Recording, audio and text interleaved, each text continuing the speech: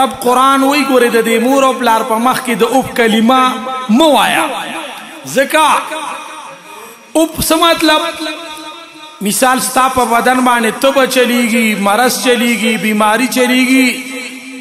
او ته د هغې تکلیف د وجې نه وایې چې اوف قرآن وی فلا تقل لهما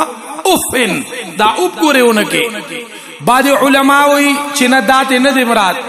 بلکې دا ته مراد دی چې مور او پلار یو خبره وکړله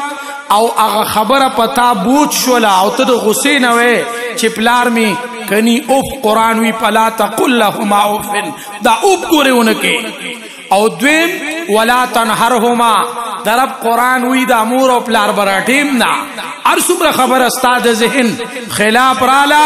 نو مور او پلار به نه رټي ولا تنهرهما وقل لهما قولا کریما او د خدای قرآن وی د دې په مخ کې ښایسته خبرې کوه ښایسته وینا کوه ګوره د دې مور او پلار قدر کوئ بوډاګان شو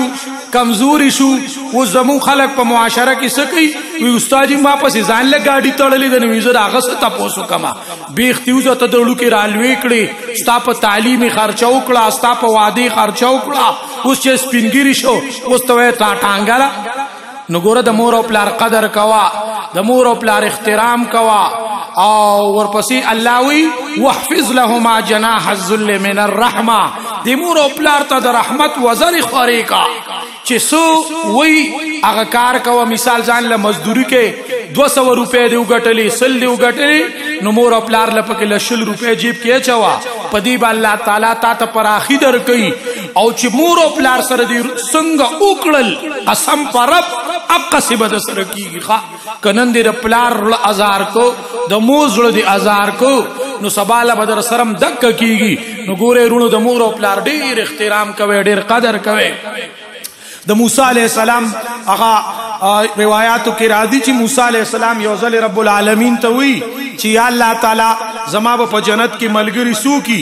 الله تعالی ورته فرمایل ورشه پلان کې کلی کې یو قصاب دی هغه بستا په جنت کې ملګری موسی علیہ السلام لرونو لاړو او د هغه قصاب ته پوښتنه کول معلومه کو دلته خو د قصاب کردار تاسو ته پته یې کړی خیال کړی کنه ورته وی ویرا مالدار سړی چې لړ شي کده خیالي کنه نو قصاب ورته وی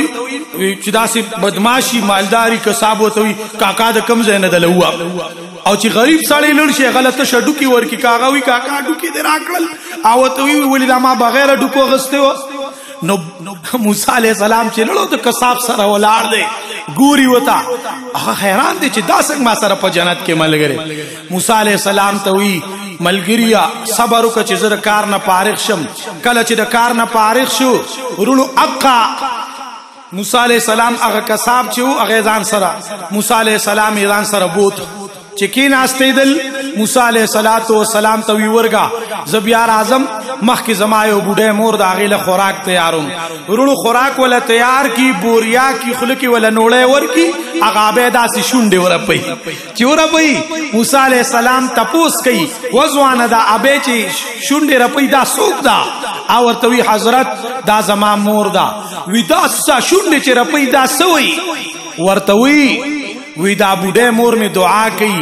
چې یا الله زما دې بچی ډېر خدمت زما وکړو نو الله تعالی زما دا بچی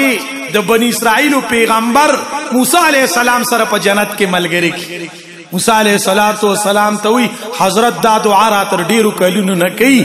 نو هغه تو فرمایل موسی علیہ السلام وتوی مبارک ته شما د رب نه سوال کړو زه هغه د بنی اسرائیل پیغمبر موسی علیہ السلام ما د رب نه سوال کړو چې زما په جنت کې څوک ملګری الله راته ته یاد کړی چې دا قصاب بستا په جنت کې ملګری د مور دعا دی قبول شوه دا نګوره د پلارم خدمت کوا د مورم خدمت کوا د رسول پاک مبارک اخلاق خپل کا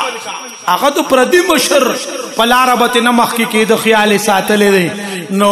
بیا راشه د خپل مور او پلار څومره لړ مقام دی نګوره رونو ردی خیال ساتي د دې قدر کوي د مور او پلار احترام کوي او دا یو خبره مکان کول کر سن لو دا وره چې پرز د قیامت ته مور او پلار نه بخي پر رب قسم چې خدای دې نه بخي